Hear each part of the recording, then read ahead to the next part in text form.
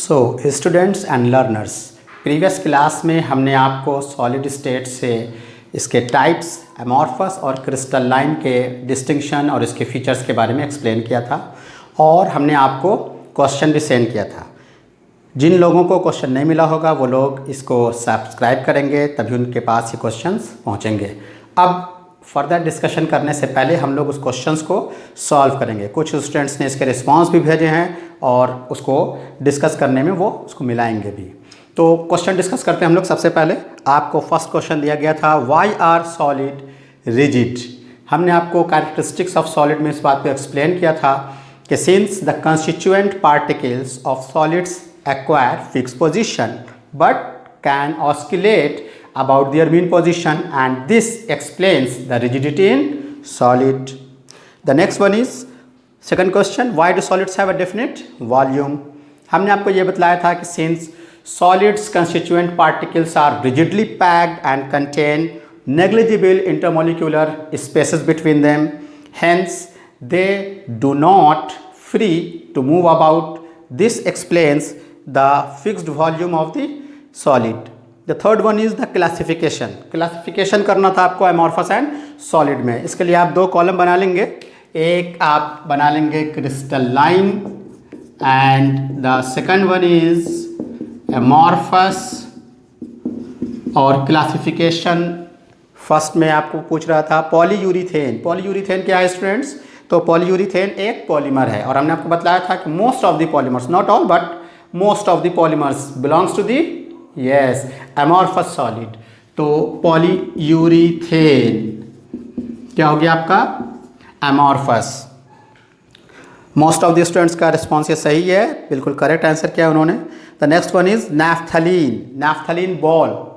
Naphthalene ball जो होता है, जिसको फिनाइल की गोली भी आप बोलते हैं, तो ये नैफ्थलीन बॉल अपने सॉलिड फॉर्म में एंड बेंजोइक एसिड अपने सॉलिड फॉर्म में क्रिस्टलाइन होता है। तो ये आ जाएगा क्रिस्टलाइन में, naphthalene ball. Naphthalene and benzoic acid. Third था आपका टेफ्लॉन। टेफ्लॉन एक पॉलीमर है। पॉलीमर चैप्टर में आप इसको डिटेल में पढ़ेंगे, इसके प्रिपरेशन और प्रॉपर्टीज़ के बारे में। टेफ्लॉन। पोटेशियम नाइट्रेट आयनिक कंपाउंड है। हमने बताया था कि ऑल आयनिक कंपाउंड्स, मेटल्स, ये सब क्रिस्टलाइन हैं। तो potassium nitrate, potassium nitrate crystalline solid. Cellophane and PVC ये एमॉर्फस है। पीवीसी पॉलीविनाइल क्लोराइड, उसमें एक्सपैंड फॉर्म में लिखा हुआ है। फाइबर गिलास, हमने आपको बताया था कि गिलास में जो क्वार्ट्ज गिलास होते हैं वो बिलोंग करते हैं एमॉर्फस से, लेकिन फाइबर गिलास क्रिस्टलाइन है। तो फाइबर गिलास क्या हो जाएगा students?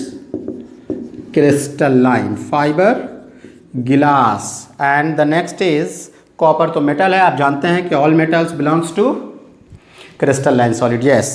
The next question is why is glass considered a super cooled liquid. हमने आपको प्रीवियस क्लास में लेक्चर में बतला दिया था, तो आप उसको मिला लें डिस्कस में कि गिलास belongs to amorphous solid and like liquid amorphous solid have tendency to flow but very slowly, hence it is considered as super cooled liquid और सूडो सॉलिड्स।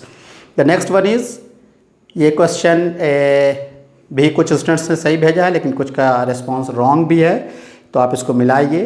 ध्यान से आप पढ़ने से पहले लेक्चर को सुने, बार बार सुने। कोई चीज़ नहीं समझ में आए, कोई क्वेश्चन हो तो उसको आप सेंड करें। देखिए क्या कह रहा था क्वेश्चन में, refractive index of solid is observe to have the same value along all directions. हमने आपको बतलाया था कि ये एक फिजिकल प्रॉपर्टी रिफ्रैक्टिव इंडेक्स है। डिफरेंट डिफरेंट डायरेक्शन से सेम क्रिस्टल में इसके वैल्यू क्या मिल रहे हैं? सेम। तो जब ये सेम वैल्यू देगा तो इसे कौन सी प्रॉपर्टी कहेंगे आप? आइसोट्रोपिसिटी। और आप याद कीजिए, आइसोट्रोपिसिटी अगर है तो ये किसकी प्रॉपर्टी है? आइसोट्रोपिसिटी, यस, एमॉर्फस की। अगर एक ही क्रिस्टल में same physical property different direction से डिफरेंट वैल्यू देती है तो वो एनआइसोट्रॉपिसिटी होती है और वो क्रिस्टलाइन। यहाँ तो सेम दे रहा है, तो जब ये सेम दे रहा है तो आइसोट्रोपिक हो गया, आइसोट्रोपिक हो गया तो ये क्या हो गया, एमॉर्फस। और अगर ये एमॉर्फस हो गया तो अब इसमें एक चीज़ और क्या कह रहा है, comment on the nature of this solid. तो आपने बता दिया कि इट इज़ एमॉर्फस। इसका सेकंड पार्ट देखिए, इसी का सेकंड पार्ट है, तो ये एमॉर्फस हो गया, यस। और जब ये एमॉर्फस हो गया तो आप देख रहे होंगे कि इसमें पूछता है would it show the cleavage property. So learners, आपको याद होगा हमने बतलाया था क्लीवेज प्रॉपर्टी क्या होता है। क्लीवेज प्रॉपर्टी का मतलब यह है कि जब आप किसी क्रिस्टल को शार्प एज टूल से कट करें, then the two newly generated surface, जो दो न्यू सरफेस उसके जनरेट होंगे, तो दोनों न्यूली जनरेटेड सरफेस अगर रफ एंड इर्रेगुलर होंगे तो वो क्लीवेज प्रॉपर्टी शो नहीं करता है और वो एमॉर्फस है। और अगर उसके दोनों न्यूली जनरेटेड सरफेस स्मूथ। इसी का सेकंड पार्ट आप देखेंगे, would it show cleavage property. तो would it show cleavage property, cleavage property आपको हमने क्या बताया कि अगर कोई क्रिस्टलाइन सॉलिड है और उसको आप किसी शार्प एज टूल से कट करते हैं, तो शार्प एज टूल से कट करने में अगर टू न्यूली जनरेटेड सरफेसेस को कट करने के बाद प्लेन एंड रेगुलर हो, स्मूथ हो, तो ये क्लीवेज प्रॉपर्टी शो करता है और ये क्रिस्टलाइन की प्रॉपर्टी है। लेकिन अगर आप इसको शार्प एज टूल से कट करें और इसके two newly generated surfaces irregular and rough हो, तो ये क्लीवेज प्रॉपर्टी शो नहीं करेगा और ये एमॉर्फस की प्रॉपर्टी है। चूंकि ये तय हो गया कि ये सॉलिड आपका कैसा है, एमॉर्फस, इसलिए ये क्लीवेज प्रॉपर्टी शो नहीं करेगा। It does not show cleavage property. Now the next question is why are liquids and gases categorized as fluids? Very simple, हमने आपको सबसे शुरू में बताया था, since they have tendency to flow. Yes. The next one is why do solids have definite volume? Already अभी discuss कर चुके हैं, कुछ क्वेश्चंस रिपीटेड हो सकते हैं। Next, which types of solids have definite enthalpy of fusion? Yes, सारे students का आंसर रिस्पॉन्स बिल्कुल करेक्ट आया है। तो आपको बता चुके हैं डेफिनेट एंथैल्पी ऑफ फ्यूजन किसका था learners, obviously correct, crystalline solid. Next, which types of solids have sharp melting point? Again crystalline solids, इनका melting point fix and sharp होता है। Next, under which situation can an amorphous substance change to crystalline form?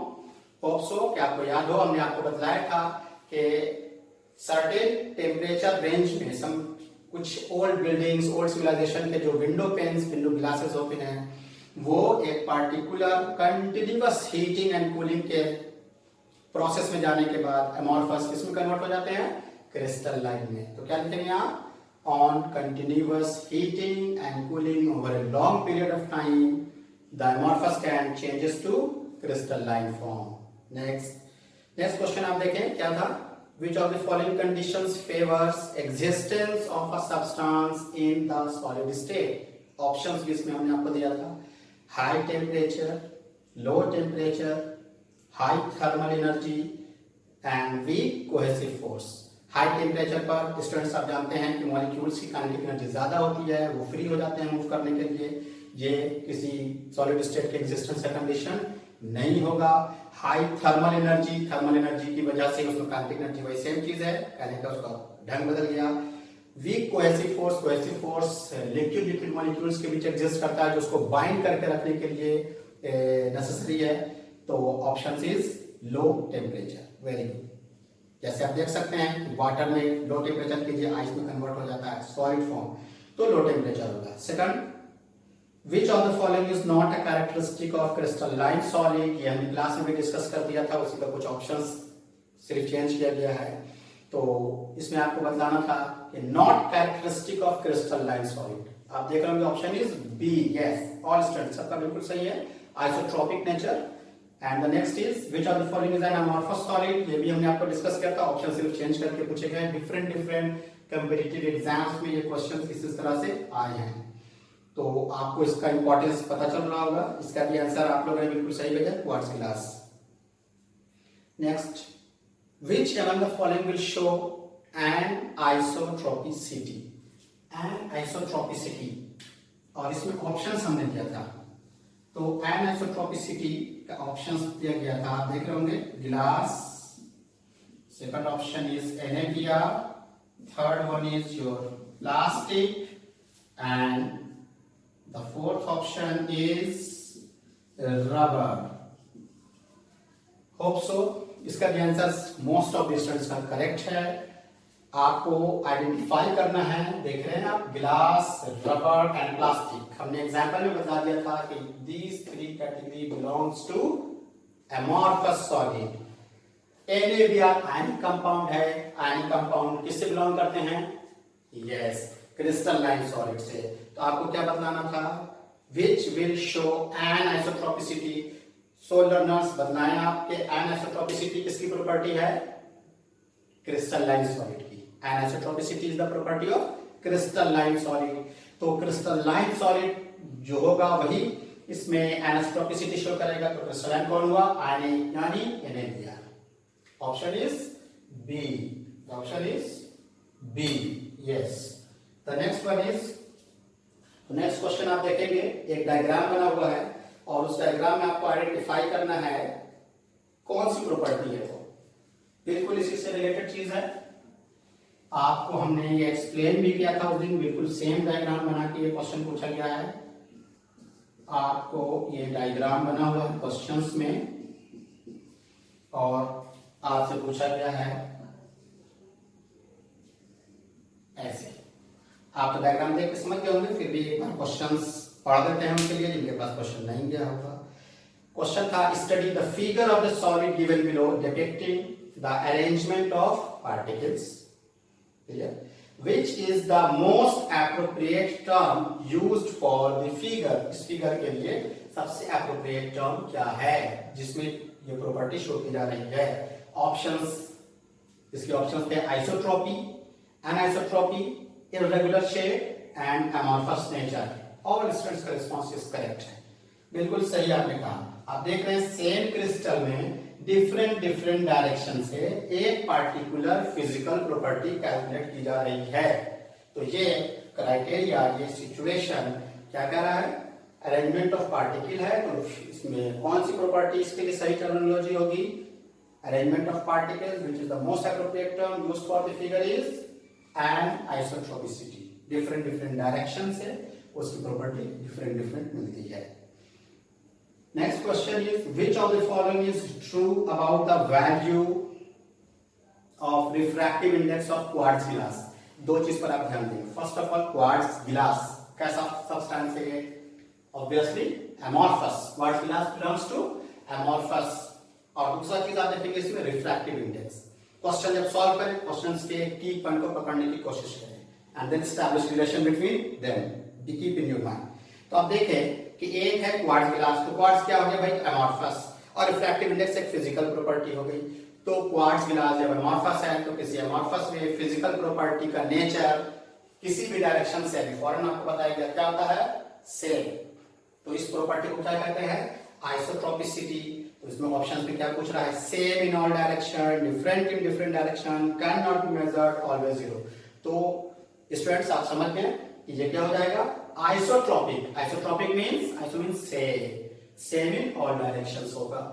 Next, which of the following statement is not true about amorphous solid। amorphous solid से regarding कौन सा statement इसमें सही नहीं है? First में क्या है? On heating they may become crystalline at certain temperature. अभी हमने आपको क्वेश्चन में डिस्कस किया कि एक पार्टिकुलर टेम्परेचर पर कंटिन्यूअस हीटिंग एंड कूलिंग के प्रोसेस में एमॉर्फस किस में कन्वर्ट हो जाते हैं? क्रिस्टलाइन में। एग्जांपल हमने बताया ओल्ड बिल्डिंग्स जो ग्लास पेन्स होते हैं उसमें, इसलिए ये ऑप्शन बिल्कुल सही है। They may become crystalline on keeping for long time. Yes, उसी बात को अलग ढंग से कहने का तरीका है ये। amorphous solids can be molded by heating। हमने आपको बताया था इसके शार्प मेल्टिंग पॉइंट नहीं होते हैं, ये एक रेंज ऑफ टेम्परेचर पर मोल्ड होने लगते हैं और दूसरे शेप पे चले जाते हैं, सॉफ्ट होने लगते हैं। नेक्स्ट क्या था? Anisotropic in nature, they are anisotropic in nature. अभी फौरन आपको बताइए, अमॉर्फस सॉलिड है, अमॉर्फस सॉलिड का नेचर क्या होता है? यस, वेरी गुड, क्या होता है? ये आइसोट्रॉपिक इन नेचर होते हैं, तो दे आर एनआइसोट्रॉपिक इन नेचर।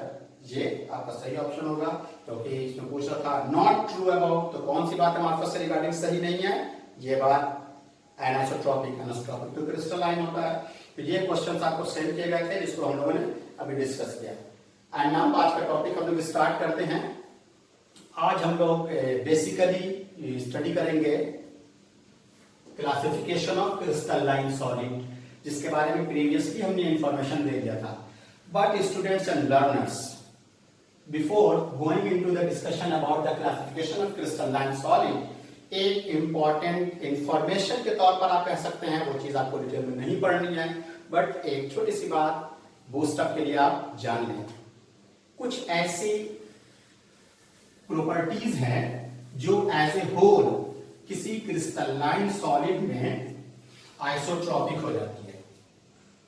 जबकि क्रिस्टलाइन सॉलिड का प्रॉपर्टी आपको क्या बताया गया था कि वो अनआइसोट्रॉपिक है, लेकिन कुछ ऐसे क्रिस्टलाइन सॉलिड है which shows isotropicity as a whole. आप सोच रहे होंगे कौन सा? देखिए, बहुत सिंपल है, तो वेरी सिंपल क्राइटेरिया। आप एग्जांपल ले लीजिए, यस कॉपर का, कॉपर मेटल है। आप बताइए कि कॉपर मेटल का जब आप रेसिस्टेंस कैलकुलेट करेंगे या थर्मल कंडक्टिविटी कैलकुलेट करेंगे, तो आप किसी भी डायरेक्शन से इसको फाइंड करेंगे तो क्या होगा? Same. Electrical resistance of a particular copper wire of a particular length, सारे डायरेक्शन से क्या मिलने लगा आपको? सेम। तो एज ए होल ये metal same physical property show कर रहा है, ये तो आइसोट्रॉपिक हो गया ना। तो जब ये आइसोट्रॉपिक हो गया, तब आप कैसे आइडेंटिफाई करेंगे? तो आप जब क्रिस्टलोग्राफिक टेक्नोलॉजी का डेवलपमेंट हो गया, तो इस क्रिस्टलोग्राफिक टेक्नोलॉजी के जरिए जब इसको मॉलिक्यूलर लेवल पर स्टडी किया जाने लगा, क्रिस्टल लेवल पर स्टडी किया जाने लगा, तो देखा गया कि इसके जो स्मॉल क्रिस्टल्स हैं, जिनसे मिलकर ये होल मेटल, ये होल क्रिस्टल्स फॉर्म हुए हैं, वो अपने क्रिस्टल लेवल पर डिफरेंट डिफरेंट प्रॉपर्टी शो करते हैं, डिफरेंट डिफरेंट डायरेक्शन से। इट मींस कि कॉपर का एक छोटा क्रिस्टल एनाइसोट्रॉपिक है, लेकिन copper as a whole isotropic property show करता है। तो ऐसे सॉलिड और ऐसे बहुत सारे एलॉयज हैं, मेटल्स भी इस कैटेगरी से बिलोंग करते हैं। इनको एक अलग कैटेगरी दी गई, उनको नाम दिया गया। इनको क्या कहते हैं? इनको कहते हैं पॉली और माइक्रो क्रिस्टलाइन सॉलिड। तो ये आपके इंफॉर्मेशन के लिए है, ये आपके सिलेबस में नहीं है, बट आपको ये जानना चाहिए। तो फिर से एक बार आपको एज ए होल समअप कर दे इसके लिए। जब किसी पार्टिकुलर सॉलिड का property as a whole same to same हो, तो वो आइसोट्रॉपिक हो गया। लेकिन उसको जब माइक्रो लेवल पर, क्रिस्टल लेवल पर चेक करते हैं, तो उसके जो क्रिस्टल्स होते हैं, वो क्रिस्टल्स प्रॉपर्टीज को डिफरेंट डिफरेंट डायरेक्शन से डिफरेंट डिफरेंट शो करते हैं, तो वो अनआइसोट्रॉपिक हुआ। तो हर ऐसा सॉलिड जो एज ए होल आइसोट्रॉपिक हो, लेकिन क्रिस्टल लेवल पर, मॉलिक्यूलर लेवल पर वो अनआइसोट्रॉपिक हो, तो ऐसे सॉलिड को, वैसे क्रिस्टलाइन सॉलिड को क्या कहेंगे? पॉली और माइक्रो क्रिस्टलाइन सॉलिड कहेंगे। होप सो क्या समझ गए होंगे। एंड नाउ आज के हम लोग इंपॉर्टेंट टॉपिक पर आते हैं, और वो क्लासिफिकेशन ऑफ क्रिस्टलाइन सॉलिड। तो हेडिंग आप लोग लगा लें, classification of crystalline solid.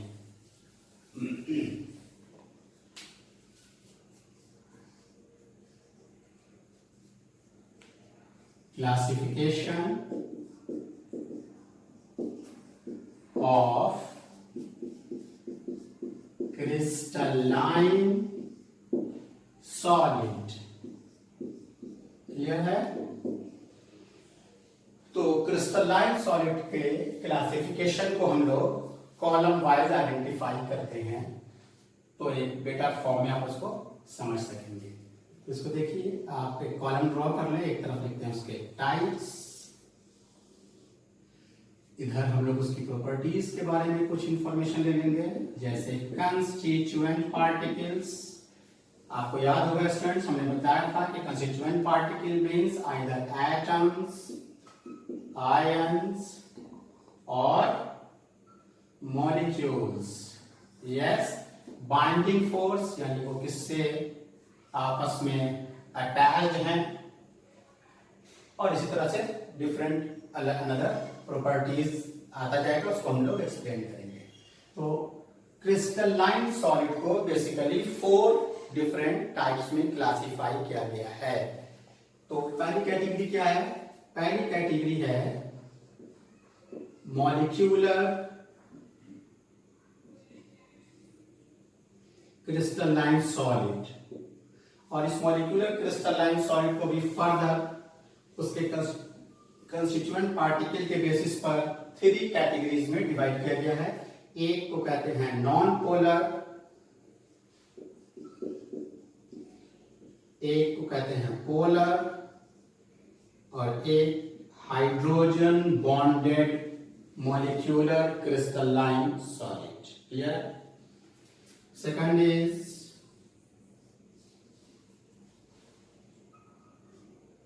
Ionic crystalline solid.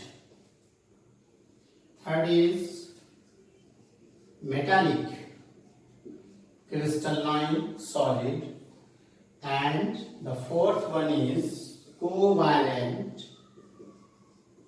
or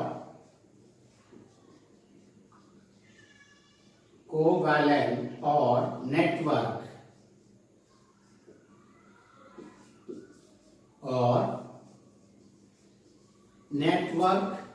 solid. ये क्लासिफिकेशन आप समझ गए। फिर से आप एक बार देख लीजिए, crystalline solids can be classified in 4 different parts: molecular solid, ionic solid, metallic solid and covalent और नेटवर्क सॉलिड। मॉलिक्यूलर सॉलिड को उसके कंस्टिट्यूएंट पार्टिकल्स के टाइप्स के आधार पर non polar, polar and hydrogen bonded. तो इसके कंस्टिट्यूएंट पार्टिकल्स क्या क्या होंगे? ऑब्वियसली आप नाम से आइडेंटिफाई कर रहे होंगे। मॉलिक्यूलर है, इसका कंस्टिट्यूएंट पार्टिकल्स क्या होगा? Obviously molecules. क्लियर है?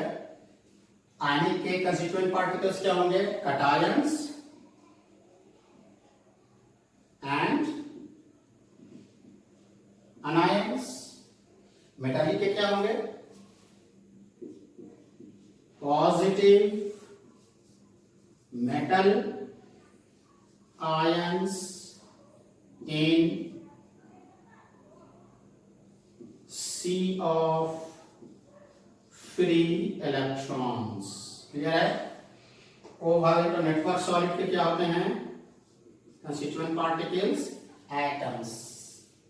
होप्स इसको भी आप समझ गए।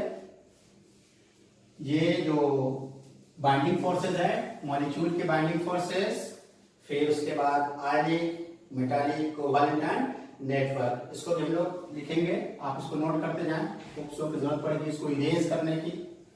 तो मॉलिक्यूलर, नॉन पोलर, आयनिक, मेटालिक, इसको आप थोड़ा जल्दी नोट कर ले, फिर उधर हमको थोड़ा सा इरेज करने की जरूरत पड़ेगी।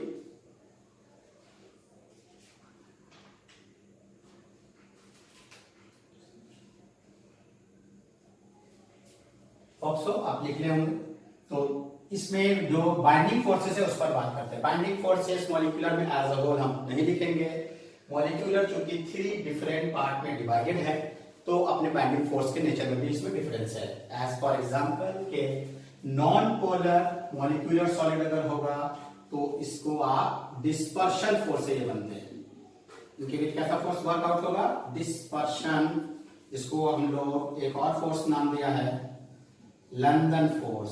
स्टेट्स ऑफ मैटर 11 का याद करें आप। जब 2 न्यूट्रल मॉलिक्यूल के बीच फोर्स ऑपरेट होता है तो उस फोर्स को डिस्पर्शन फोर्स कहते हैं।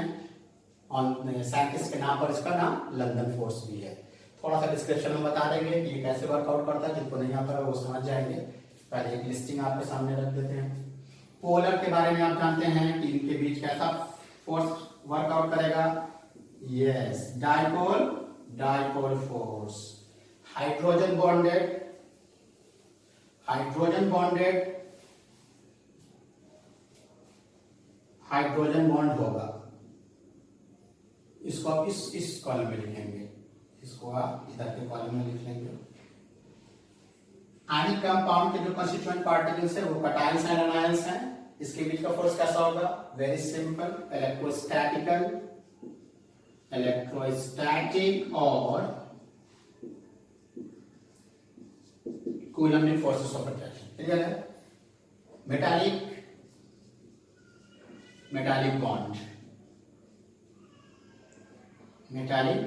बॉन्ड कोवैलेंट और नेटवर्क सॉलिड नाम से आपको पता चल रहा है कि बीच का जो ऑपरेटिंग फोर्स होगा वो कैसा होगा, कोवैलेंट बॉन्ड। क्लियर है? आप उसको जल्दी नोट कर लें तो कुछ इसमें रेस करेंगे।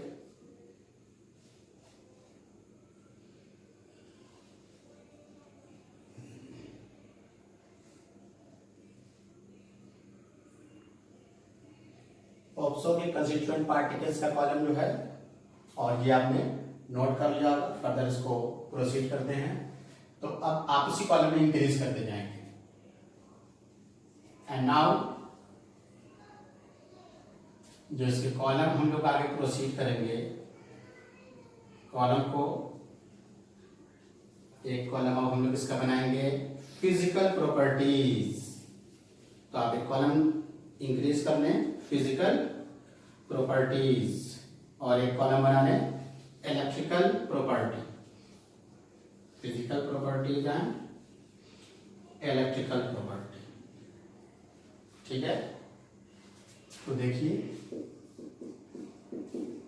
Physical properties and electrical properties. Physical properties में जो मॉलिक्यूलर सॉलिड है वो आपका बेसिकली क्या होता है, सॉफ्ट सॉलिड होता है। सॉफ्ट सॉलिड, ये भी सॉफ्ट सॉलिड।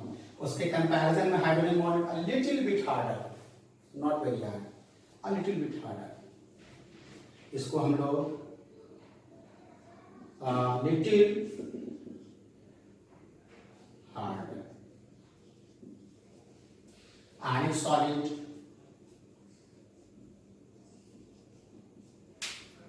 या इसको आप सिर्फ ऐसे लिख सकते हैं, hard but brittle, hard but brittle. Metallic solid अच्छा खासा हार्ड होता है, फेयरली हार्ड। कोवैलेंट और network solids are very hard. Electrical properties में जितने मॉलिक्यूलर हैं ये सब के सब क्या होंगे, insulator. All are insulator. Insulator electric ये कंडक्ट नहीं करते। आयनिक सॉलिड में आपने पढ़ा भी होगा, ऐसे आपको जानना चाहिए, याद होगा। आयनिक कंपाउंड सॉलिड स्टेट में इंसुलेटर होंगे, बट मॉल्टन स्टेट एंड अपने एक्वस सॉल्यूशन में इलेक्ट्रिकल कंडक्ट करेंगे। तो ये इंसुलेटर हैं in solid state, but conductor हैं, कंडक्टर हैं किस स्टेट में, इन एक्वस और मॉल्टन फॉर्म। क्लियर है? क्योंकि सॉलिड स्टेट में उनके आयंस रिजिडली पैक्ड होते हैं, ions are not free to move about and responsible for conducting electricity. But in molten state or in aqueous form, their ions are free to move and carry ions from one place to another place, which is responsible for conducting electric current. Covalent and network solid insulator हैं। इसमें कुछ exceptions होंगे, जैसे graphite अगर example में आ जाए तो graphite exceptionally वो कंडक्टर हो जाएगा। नेक्स्ट प्रॉपर्टी में आते हैं हम लोग, इसको हम जल्दी से नोट कर लें, फिर इसको हम लोग नेक्स्ट प्रॉपर्टी एक्सप्लेन करेंगे।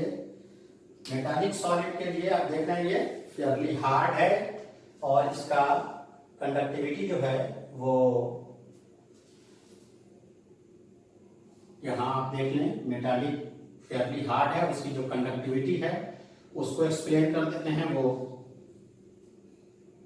मेटालिक के लिए, यस मेटालिक के लिए, मेटालिक के बारे में आप जानते हैं, कंडक्टर इन सॉलिड और मॉल्टन, किसी भी स्टेट में ये रहेगा तो ये क्या होगा, कंडक्ट करेगा। क्लियर है?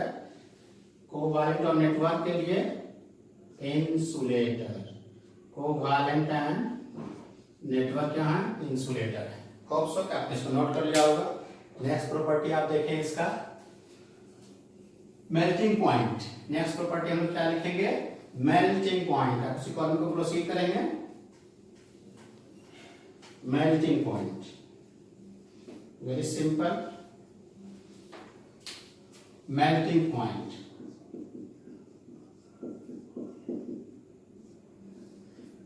मेल्टिंग पॉइंट में जितने मॉलिक्यूलर सॉलिड है ये नॉन पोलर का very low melting point, low melting point, इसका भी लो है, इससे जरा सा लिटिल बिट हायर है, लो ही है। आयनिक मेल्टिंग पॉइंट क्या होगा इसका? हाई होगा।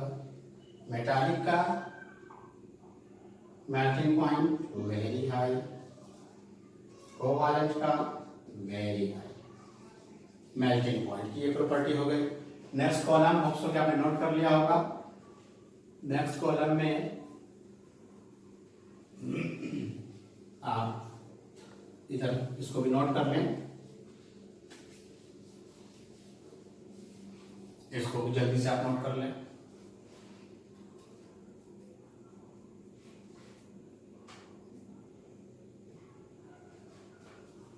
अब एक ओवरव्यू थोड़ा एग्जाम्पल का देख लें। मॉलिक्यूलर सॉलिड में जो नॉन पोलर हैं उनमें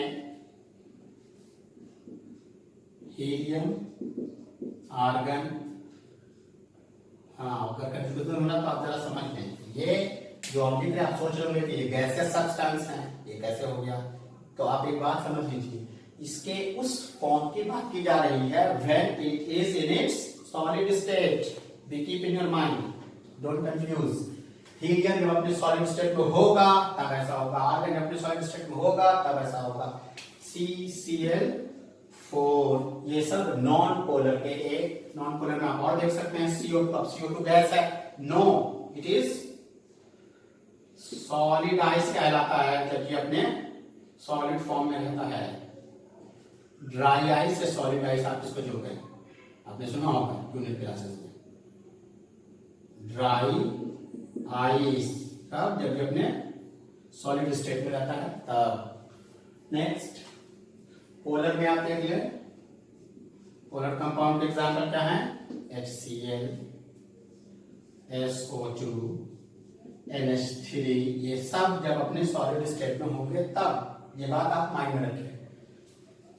हाइड्रोजन बॉन्डेड में H2O किस फॉर्म में H2O? अब आप समझ रहे होंगे जब ये अपने आइस के फॉर्म में है। आयनिक सॉलिड और आयनिक कंपाउंड्स आपको एग्जांपल बता दिया गया था, जैसे NaCl, CaF2, MgSO4 etc. Metallic में all metals like silver, gold, copper etc. Covalent and network solid में diamond, silicon carbide, quartz. Be keep in your mind, this is not quartz glass, it is quartz. Quartz crystalline होता है, quartz glass amorphous होता है। quartz, quartz का formula SiO2 से मिलके बनता है। ग्राफाइट एलोट्रॉप है, डायमंड एंड ग्राफाइट। तो ग्राफाइट के ब्रैकेट में आप लिख लेंगे कंडक्टर ऑफ इलेक्ट्रिसिटी है, डायमंड इंसुलेटर है। These are the classification of crystalline solid. तो सो क्या आपने इसको नोट कर लिया होगा? अब जल्दी इसको नोट कर लें।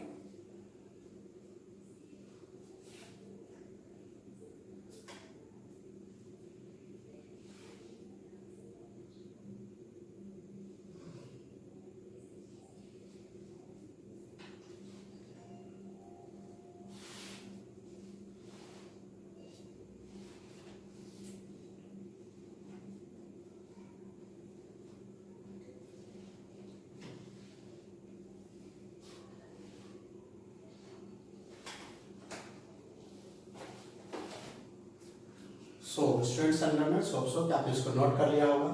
अब नेक्स्ट एक और इम्पोर्टेंट टॉपिक आपको एक्सप्लेन कर देते हैं।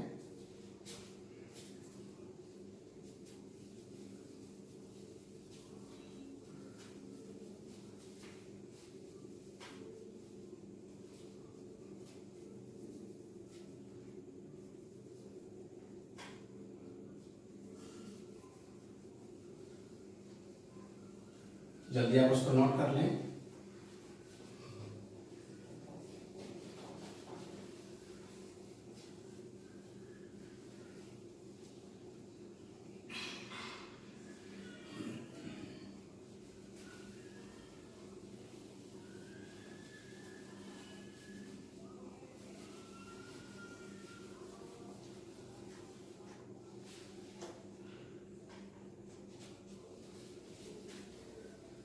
And now come to the another point which is very important, and all the further discussion depends upon that criteria.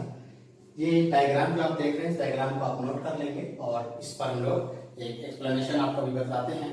एक टर्म हम लोग यूज करेंगे जो आगे के लिए सबसे इंपॉर्टेंट, इसी पर सारा कुछ बेस्ड होगा। एक टर्म है क्रिस्टल लैटिस। क्या? Crystal lattice. उसको अब हम लोग डिस्कस करेंगे, उसको हम लोग एक्सप्लेन करेंगे। तो क्रिस्टल लैटिस क्या है, सबसे पहले हम लोग इसको एक्सप्लेन करते हैं।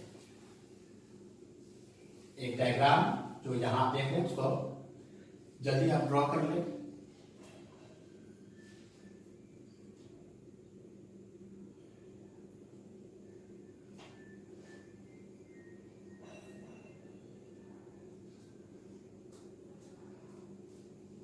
ना हेडिंग लगा लिया क्रिस्टल लैटिस। क्रिस्टल लैटिस क्या है? क्रिस्टल लैटिस को सबसे पहले हम लोग जो एक्सप्लेन करेंगे, इसको समझने के लिए वेरी सिंपल फॉर्म में एक छोटा सा डेफिनेशन आपको बताते हैं। क्रिस्टल लैटिस एक 3 dimensional arrangement of points in space है। क्या है ये? It is regular 3-dimensional arrangement of points in space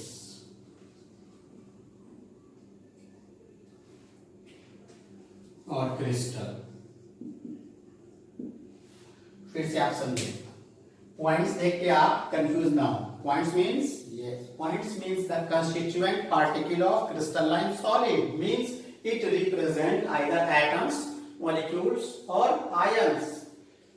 तो जब किसी भी क्रिस्टलाइन सॉलिड के कंस्टिट्यूएंट पार्टिकल को स्पेस में 3 डायमेंशनली रेगुलरली अरेंज किया जाए, तो जो फिगर उभर के आएगा, जो सेटअप समझ में आएगा, जो डायग्राम आएगा, वो क्या कहलाएगा? क्रिस्टल लैटिस कहलाएगा। यानी क्रिस्टल लैटिस क्या है? तो regular 3 dimensional arrangement of points means the constituent particles in space और क्रिस्टल। ये होल एक क्रिस्टल है जिसका आप देख रहे हैं कि जो पॉइंट आप यहाँ देख रहे हैं मार्क में, ये आपका एटम्स, आयंस और मॉलिक्यूल्स होगा। Depends upon the nature of solid. Either वो एटम का बना है, या वो आयनिक का अगर क्रिस्टल लाइन है तो आयंस का बना होगा, या मॉलिक्यूल का बना हो सकता है। तो इन पॉइंट्स को जब 3 डायमेंशनली स्पेस में और थ्रू क्रिस्टल में अरेंज किया जाए, मिलाया जाए, तो जो डायग्राम, जो फिगर बन के आएगा, एक्सप्लेन में आएगा, उसको आप क्या कहेंगे? Crystal lattice. ये पूरा क्रिस्टल लैटिस का डायग्राम है। अब ये जो क्रिस्टल लैटिस बना है, इसको समझाने के लिए बहुत सिंपल एग्जांपल आपको देते हैं। इस क्रिस्टल लैटिस को समझने के लिए आप ऐसे इमेजिन कीजिए कि ब्रिक्स, ईंटा जो होता है जिससे मकान, दीवार में बनाया जाता है, तो उस ब्रिक्स को आप अरेंज करते चले जाते हैं, एक वॉल बन गया। तो वॉल जो है वो आपका एक क्रिस्टल लैटिस है, लेकिन वो बना किससे है? वो बना है ब्रिक्स से। यानी ब्रिक्स उसका क्या है? ब्रिक्स उसका यूनिट है जिससे मिलकर वो बना है, स्ट्रक्चरल यूनिट। जैसे बायो में आप पढ़ते हैं cell, functional and structural unit of life, उसी तरह से क्रिस्टल की स्ट्रक्चरल यूनिट क्या है जिससे मिलके वो बना है, तो जिस स्मॉलेस्ट पोर्शन से, स्मॉलेस्ट सेक्शन से वो मिलके बनता है, सो स्टूडेंट जानते हैं उसे क्या कहते हैं, उसे हम लोग कहते हैं यूनिट सेल। अनदर टॉपिक क्या है आपका, यूनिट सेल। यूनिट सेल क्या है, वो स्मॉलेस्ट पोर्शन है जिससे मिलकर एक क्रिस्टल लैटिस फॉर्म करेगा। आप डायग्राम में देखें, उसको हमने दो फॉर्म में एक्सप्लेन किया है। ये जो आप शेडेड पोर्शन देख रहे हैं, इस शेडेड पोर्शन को जो आप देख रहे हैं, ये पूरा का पूरा जो शेडेड पोर्शन है, ये एक क्यूबिकल शेडेड पोर्शन है। ये क्यूबिकल शेडेड पोर्शन इसको रिप्रेजेंट कर रहा है स्टूडेंट्स, एक स्मॉलेस्ट सेक्शन को, जिसको जब आप पूरे इस पर डिफरेंट डायरेक्शंस में अरेंज करना शुरू करेंगे तो आपको क्या मिलेगा, ये पूरा होल यूनिट मिल जाएगा, होल स्ट्रक्चर मिलेगा। ये पूरा होल स्ट्रक्चर क्या है, क्रिस्टल लैटिस है। और जो स्मॉलेस्ट सेक्शन है जिससे मिलकर ये बना है, वो क्या है, यूनिट सेल। उसी यूनिट सेल को इट में बी क्यूबिकल और इट में बी क्यूबॉइडल, ये आगे हम लोग फर्दर डिस्कशन में जाएंगे जब यूनिट सेल के क्लासिफिकेशन और यूनिट सेल के ऊपर हम लोग बात करेंगे तब। तो अब उस स्मॉलेस्ट सेक्शन को, ये आपका यूनिट सेल हो गया। क्या हो गया फ्रेंड्स, यूनिट सेल, ये सेक्शन। उसी यूनिट सेल को आप देखें तो उसी यूनिट सेल को हमने यहाँ पास फिर एक्सप्लेन करने के लिए अदर बना लिया है। और ये पूरा का पूरा होल स्ट्रक्चर जो आप देख रहे हैं, ये होल स्ट्रक्चर क्या है, this represent crystal lattice. Yes, आप समझ रहे होंगे। जब स्मॉलेस्ट यूनिट सेल को पूरे डायग्राम में, पूरे स्पेस में डिफरेंट डायरेक्शंस में अरेंज किया जाए, तो जो 3D फिगर उभर के सामने आता है उसे क्या कहते हैं, क्रिस्टल लैटिस कहते हैं। आप गौर से देखें, हर एक स्मॉल क्यूब के फॉर्म में आप अरेंज करते चले जाएं, जो उभर के आया वो क्या है, क्रिस्टल लैटिस। जिससे मिलके बना, जिस स्मॉलेस्ट सेक्शन से मिलके बना, वो क्या है, वो यूनिट सेल। इसको समझने के लिए हमने आपको ब्रिक्स एंड वॉल का एग्जांपल दिया। वॉल क्या है, तो वॉल आपका क्रिस्टल लैटिस है। मिलके किससे बना, स्मॉलेस्ट ब्रिक से, ईंट से। ईंट जोड़ते जाइए तो ईंट क्या है, उसके लिए ईंट आपका यूनिट सेल है। होप सो आप इसको समझ जाएंगे। अब एक छोटी सी बात यूनिट सेल से रिगार्डिंग आपको बताते हैं। यूनिट सेल को कैसे कैरेक्टराइज करेंगे, यहाँ कैरेक्टराइज का मतलब, जैसे आप यहाँ देख रहे हैं क्यूबिक है, यहाँ बना दे क्यूबॉइडल लग रहा है। हर यूनिट सेल का अपना अपना एक कैरेक्टरिस्टिक्स फीचर्स होता है। उस कैरेक्टरिस्टिक्स फीचर्स को कैसे आइडेंटिफाई करेंगे, तो एक यूनिट सेल आप इसको ड्रॉ कर लें, इसको समझाने में हमको थोड़ी आसानी होगी। यूनिट सेल को हम लोग दो इंपॉर्टेंट फीचर्स, दो इंपॉर्टेंट एस्पेक्ट से आइडेंटिफाई करते हैं। कौन कौन से, एक है उसका एज, साइड, उसके साइड से, and the second one is angle. Second one is angle. Side को हम लोग स्मॉल ए, बी एंड सी से रिप्रेजेंट करते हैं।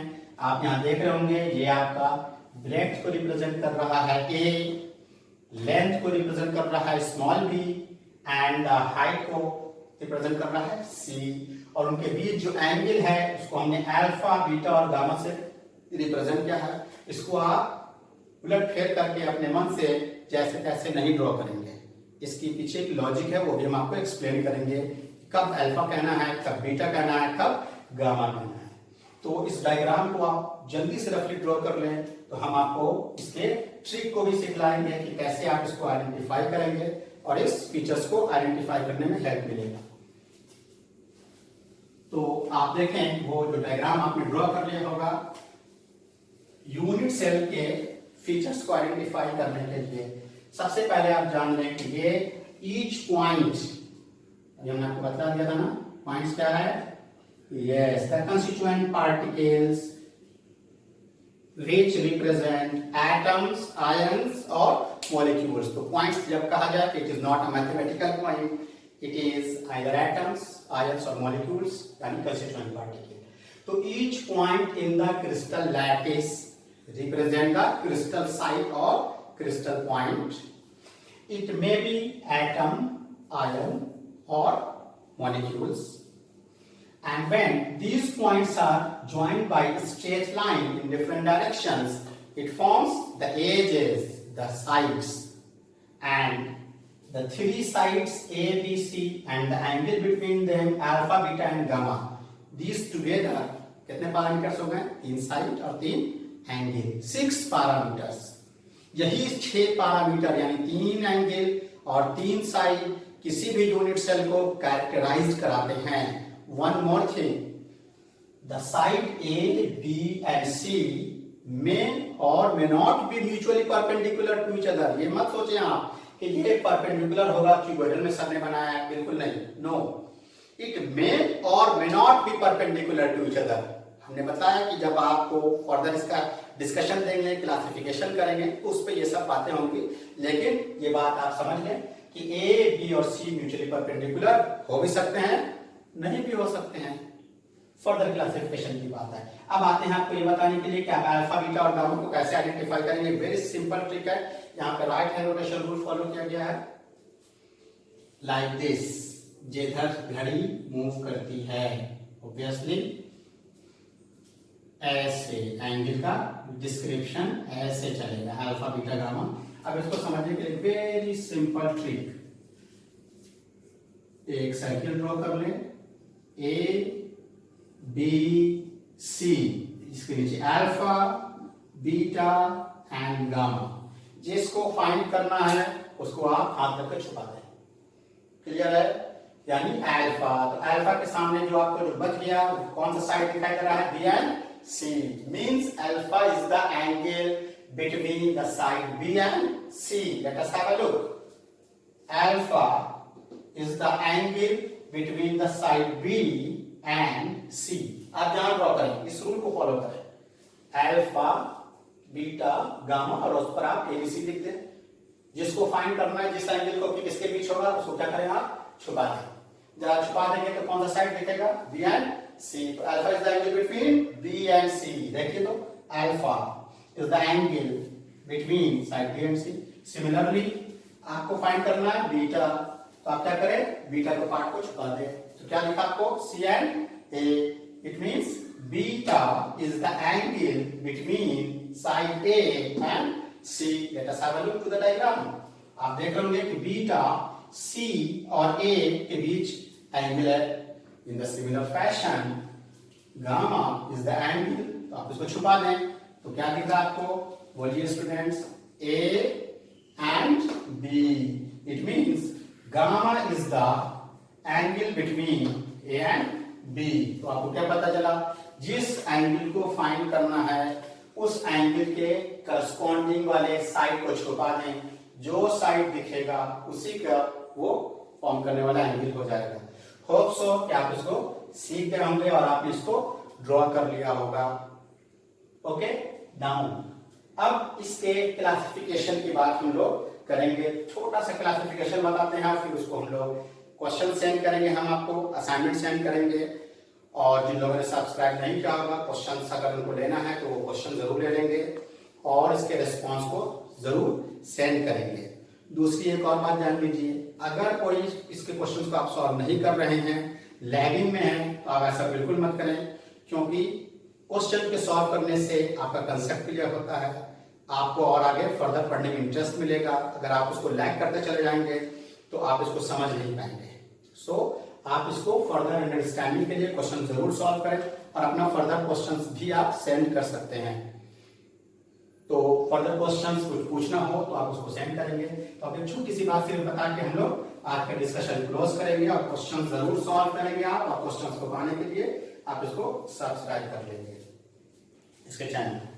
And now unit cell classification का डिटेल डिस्कशन हम लोग नेक्स्ट क्लास में करेंगे, बट यहाँ एक छोटा सा ओवरव्यू दे दें सो दैट कि आपको उसके पहले से पढ़ के एक इंटरेस्ट मिलता है।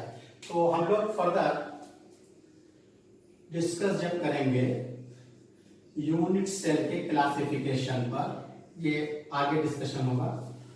यहाँ सिर्फ एक ओवरव्यू आपको दे दें तो यूनिट सेल को हम लोग दो डिफरेंट कैटेगरी में डिवाइड करते हैं, प्रिमिटिव और simple unit cell and centred unit cell. Centred unit cell को हम लोग फर्दर क्लासिफाई करते हैं 3 कैटेगरी में। बॉडी सेंटर्ड, शॉर्ट में इसको हम लोग BCC, body centred cubic, face centred, face centered, and the last one is edge centered। इसका फर्दर डिटेल डिस्क्रिप्शन हम लोग नेक्स्ट क्लास में प्रोसीड करेंगे। ये यूनिट सेल का जो क्लासिफिकेशन दिया गया है ये किसकी बेसिस पर है? On the basis of arrangement of points. Points means बता चुके हैं, constituent particles, either atoms, ions और मॉलिक्यूल्स। तो on the basis of points present on the unit cell, it may be categorized as primitive or the centered unit cell। primitive unit cell as it is है। फिर centered unit cell को हम लोग 3 category में divide करेंगे। body centered, shortly BCC, face centered FCC, face centered को shortly करेंगे हम लोग FCC, and the edge centered ECC। For next class में स्टूडेंट्स एंड लर्नर्स हम लोग इसके डिटेल इंफॉर्मेशन को जानेंगे और ब्रेविस लैटिस क्लासिफिकेशन, इसके फीचर्स, इसके ऊपर डिस्कशन नेक्स्ट क्लास में लोग प्रोसीड करेंगे। सो असाइनमेंट एंड क्वेश्चंस आपको सेंड कर दिया जाएगा, उसको हासिल करने के लिए आप लोग इसको जरूर सब्सक्राइब करेंगे। Till then good bye, thank you.